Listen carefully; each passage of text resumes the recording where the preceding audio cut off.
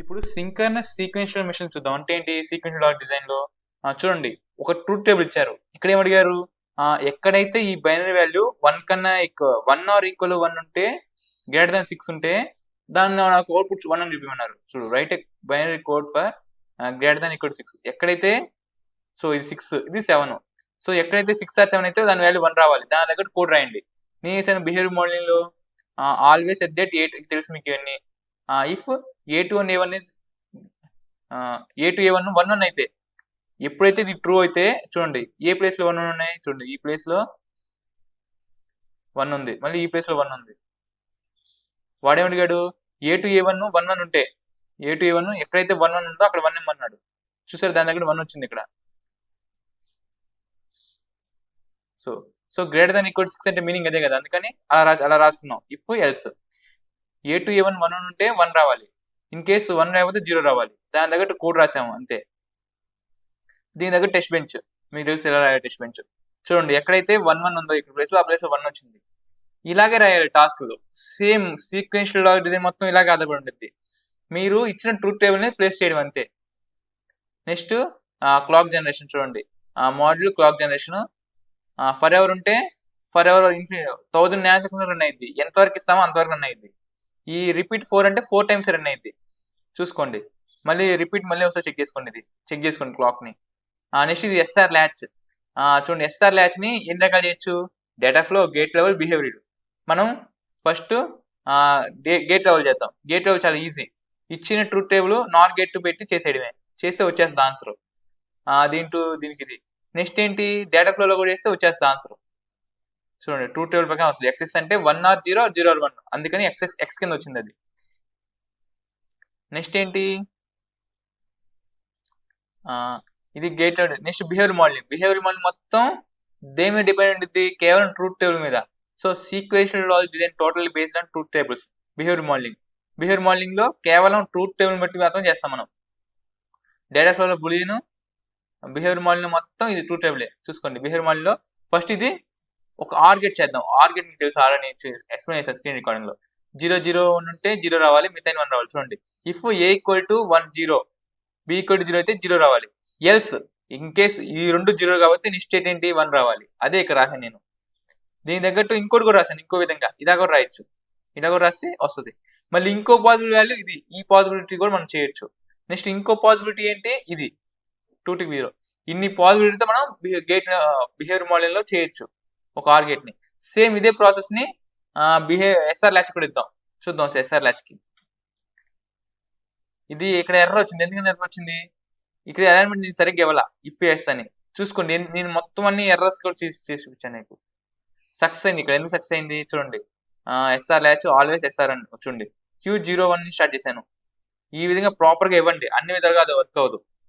0 0 ఉంటే 0 0 ఉంటే ఇనిషియల్ గా Q01 ఉంది. నేను ఇచ్చినట్టు మీరు ఇవ్వండి, కొంచెం ట్రై చేయండి, ప్రాక్టీస్ చేయండి, వస్తాయన్ని. 0 1 1 0. ఎక్కడైతే 0 0 ఉంటుందో ఎక్సెస్ వస్తుంది, 0 1 ఉంటే 0 1 వస్తుంది. సేమ్ ఇదే ప్రాపర్ గా ఇంకో విధానంగా రాయొచ్చు. కంట్రోల్ ఇన్పుట్ ఎస్ఆర్సి ఎన్నైనా ఇచ్చుకోవచ్చు మనం. ఈ సెన్సిటివ్ లిస్ట్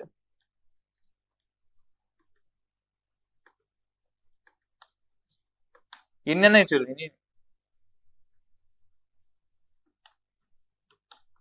ఎన్నైనా ఇచ్చుకోవచ్చు, నో ప్రాబ్లం. సెన్సిటివ్ లిస్ట్ ఇదే లెవెల్ ఆఫ్ సెన్సిటివిటీ. ఇక్కడ ఏదైతే ఇవి మొత్తం చేంజ్ చేస్తుంది మొత్తం గమనిస్తుంది. ఆల్వేస్ స్టేట్మెంట్, ఆల్వేస్ ఎదురెట్టిన ఏవైతే చేంజ్ అవుతాయో చెక్ చేస్తూ ఉంటారు అంత మనం. ఇలా చూసుకోండి, చెక్ చేసుకోండి. నెక్స్ట్ క్లాక్స్ ఉంటాయి, పోసేజ్ క్లాక్, నెగేజ్ క్లాక్. చూడండి ఇది పోసేజ్ క్లాక్ ఇచ్చాను, ఆల్వేస్ పోసేజ్ క్లాక్.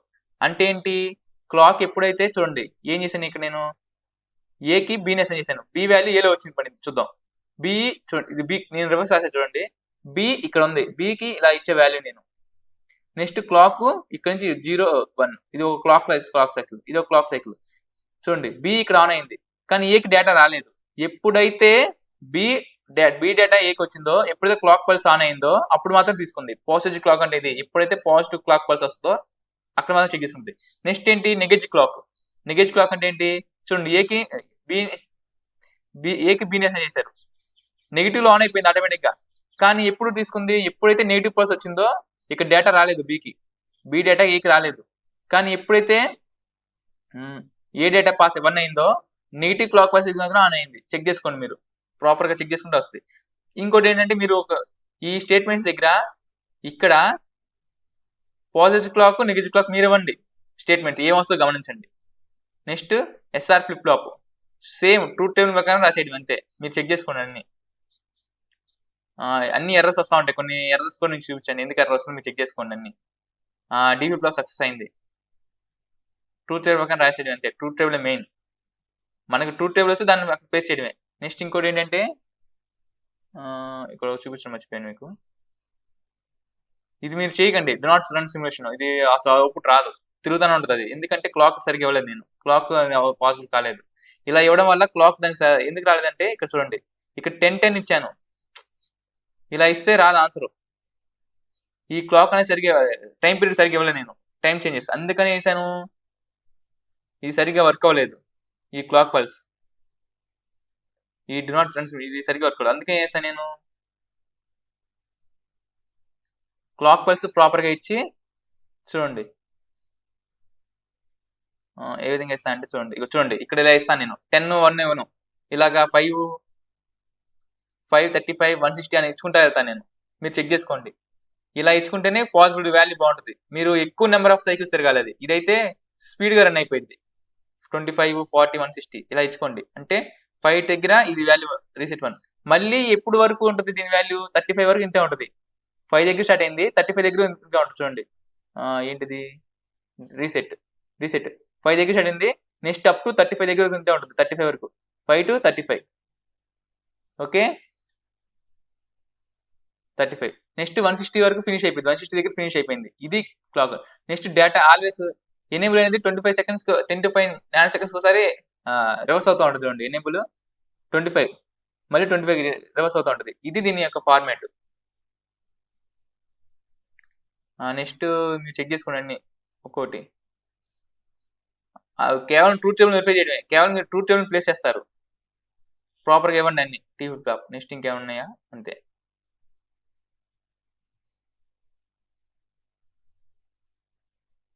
మీరు ట్రూత్ టేబుల్ చూసుకొని చెక్ చేసుకోండి అంతే. దీనిలో చెప్పేది ఏం లేదు. జే ఫ్లిప్ ఫ్లాప్ అన్ని అయిపోయినాయి అంతే. చూడండి SR flip flop, JK flip flop మీరు ట్రై చేసి నేను ఆర్డర్ ఇచ్చాను. మీరు కూడా ట్రై చేయండి. అప్పుడే వస్తుంది. ఓకే అంతే. ఎందుకు చేంజ్ చెప్పక్కర్లేదు.